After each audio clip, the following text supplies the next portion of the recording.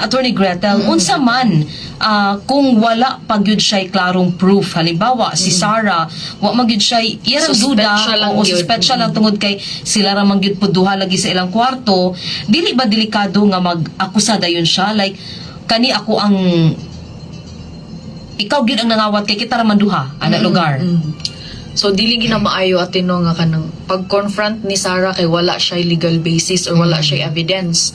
So since ang kuan ang murag ang cause pa man sa murag ang ing evidence pa lang man kay suspicion pa lang, so dili pa gina siya pwede. Ang akong ma-advise ni Sarah Jud Ate Elsh no is mangalap gid siya og ebidensya. Dapat evidence based gid siya nya, dili sa niya ipa-rule over ang iyang emotion. Kay nasuko naman na siya og naglagot kay nahurot nawala naman iyang kwarta, wala pud siya pagkaon. Iyang mga gamit kay ginahilabtan pagyud.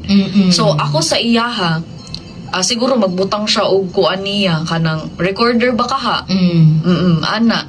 Tapos sutaon niya ang iyahang roommate. Di ka ani nga panahon nawala ra ba niya kanang kuan gibutang ra to nako diri nakakita ka kanang murag iyahang kanang sana tawag ate oy kanang iyahang Q&A niya reverse psychology, di ba nakakita man ka ana-ana so basig ana nga point pod iya na pong masuta gid niya kung namakakbag yun or tinuod ba ang ginapaingon sa iyang roommate niya. Correct. Aside po na dapat na lista si Sarah sa mga nangawala niya nga butang.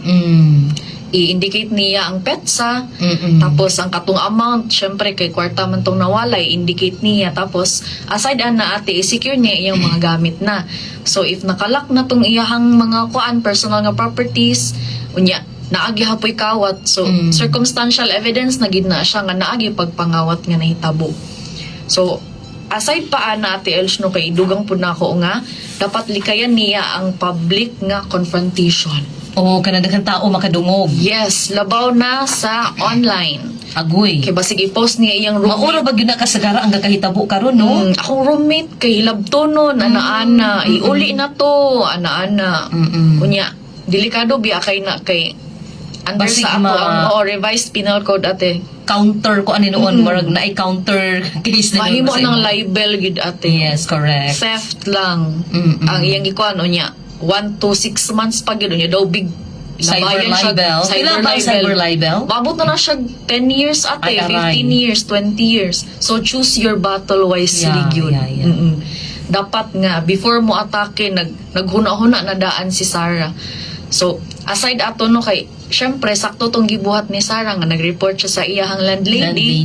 Oo, kay aron matrack gid nga kanang wala gid nagpadalos-dalos si Sarah sa kuan pag-process sa iyahang complaint nga ni undergo gid siya og saktong proseso.